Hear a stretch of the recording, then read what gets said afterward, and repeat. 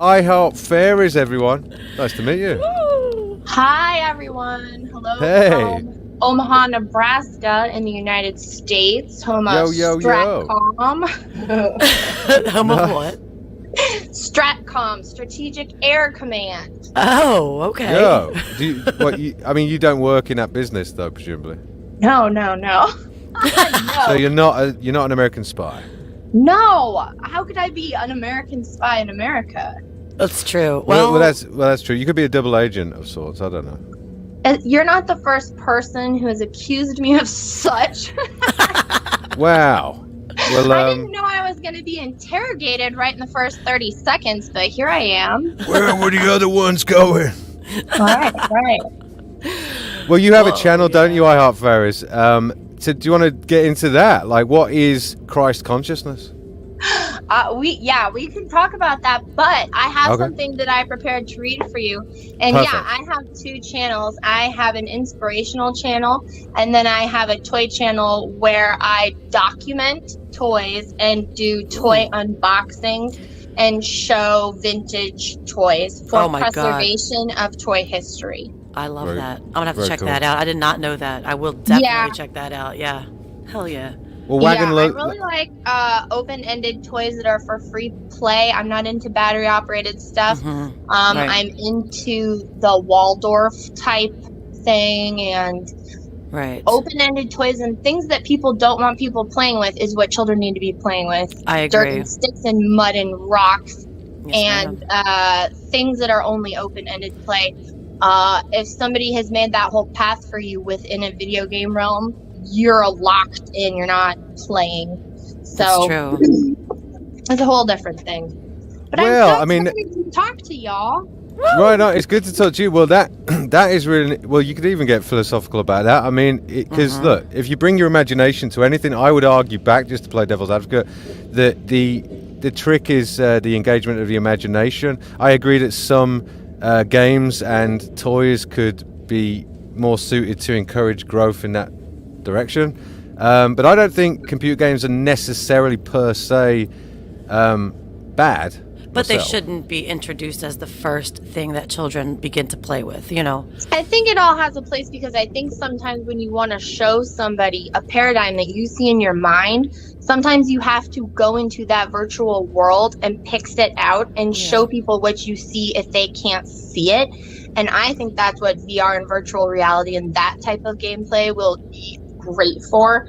And that's how I see the future of cartooning going, is more of an interactive choose your own adventure type scenario. Okay. Very cool.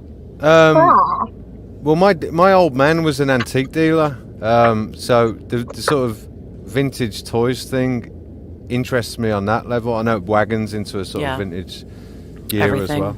Yeah. It's very interesting when you try to look up the oldest toys that people have. There isn't much there. So you really have to dig to try to find things to see what children used to play with. But children used to play with household items. Hey, I Heart Fairies, have you ever seen the, there's a few channels, but one in particular that I like. He finds old, busted, rusted cars, old toy cars, and he completely refurbishes them. He puts, he'll print out the original logos and put them on there. And I mean, these things look beautiful when they're done. And I love the restoration of, restoration is so fun. I actually restore vintage 80s dolls, which is a little bit different, but I love getting the grodiest thing out of the Goodwill bin. My favorite thing is to get trash doll houses from the neighbor's trash and fix them up and use give life that back again. to them. Yeah. Right. Yes. I think it is so cute. I love that, man. I love that. Well, That's I Heart Fairies, you said you had something you wanted to read. Oh, yeah. So let's do it. Yes, I forgot. I'm supposed to be being timed. I'm sorry. Did my time already begin? You got 5.5 minutes. Ooh, I have to try to do this in 5.5 minutes. Okay, I'll try to do it. I have a book that I found at a Goodwill thrift store, and it is called Fellowship of the Stars. And I opened up this book a long time ago, and it has supposed science fiction stories in it, and some of the stories in it are about communicating with animals. And I want to just read a little bit of it. I don't know how far I can get. I marked off with like 3 pages. Let's do it. Yeah. Let's see if I can do it. I think I can do it because there's 2 pages and then 2 pages. It's not a big deal. I think you'll find it interesting. Jump Do it. in. So Do this it is now. the introduction to the book of science fiction stories, and the introduction was by Terry Carr, and it says Fellowship of the Stars is a compilation of all new science fiction stories on the theme of friendship between human and alien beings. It's a theme deep and fascinating in significance. For consider, aren't we all in reality alien to each other? Each of us lives alone inside himself. We have no way of knowing whether, when we say blue, the person with whom we're speaking perceives the same color we do. We can't be sure that any of the data given to us by our senses corresponds to that which other people receive. It may be that every human being who has ever lived has made his or her way in a world very different from the reality seen by other people. We have languages which we communicate after a fashion. We make common agreements about what various words denote, and we assume that it's all there is to it. But is it? Explain good to me, or how pain feels. Describe precisely the smell of freshly cut grass. Maybe you begin to see the difficulties. And we're talking now of people using the same language, living in the same country, and in the same year. Do you suppose you could describe to a Tartar how liquid mercury feels? Do you think a citizen of Mohenjo-Daro could tell you what river water tastes like? And if human beings experience these dramatic lapses in communication, what do you think might happen if we came into contact with beings who have lived their lives and whose races have lived their histories on worlds thousands of light years from us? The figure of the alien creature in science fiction can be seen as a dramatization of the person who stands next to us at any given moment. My husband, your classmate, your wife, someone else's coworker. Because no matter how close together we may be spatially and temporally, in terms of perception, we may be worlds apart. Before science fiction developed as an art form, literature had a long tradition of the outsider, the man who perceived things differently from most of us.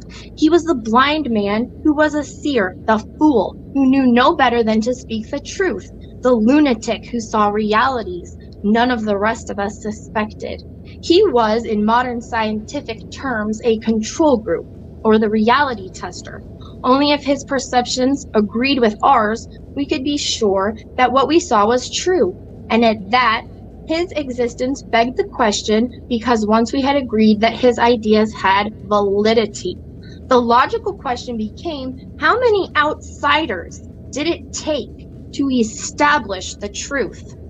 I see the figure of the science fiction alien as our contemporary version of the outsider.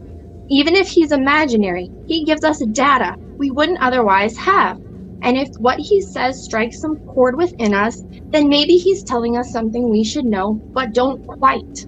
So this is a book about how reality seems to creatures who are vastly different from us, but whose perceptions are all the more valid, because they aren't our own. And in each of these stories, the alien has come into the scene. Further, the question must be raised. How do we relate to him? If we become friends, what is the basis of our friendship? If we become enemies, why are our differences irreconcilable? And what do the answers tell us? Science fiction is a literature of entertainment, but that doesn't mean it's escape fiction. For after all, what can be more entertaining than the basic human process about learning of reality? And it says, Terry Carr, March 1974. Did I lose y'all? No, Wow. that was awesome. I loved that. That was so good. On and on. Really loved it. That was Wow. deep. I didn't think I'd like anything with aliens in it. Obviously, I was iHeartFairies, 'cause captivated. I think we. I think it's the definition of the word alien that puts people off in that set of terminology there. Mhm. But the book is about this 2 pages. Do I have any time left? It was a metaphor, wasn't it? You have 20 seconds, so why don't you plug where you're going to, and we'll do this Aaron again. Corbett said iHeartFairies. scan a picture of the book to his and he'll put it on his show and on his channel. Listen, Okay. plug yourself. Dude, I would iHeartFairies, that love was to listen to amazing. more of that. Well, there was a poem here that somebody found by reading 5, seeds 4, that ants 3, had left down. 2, 1.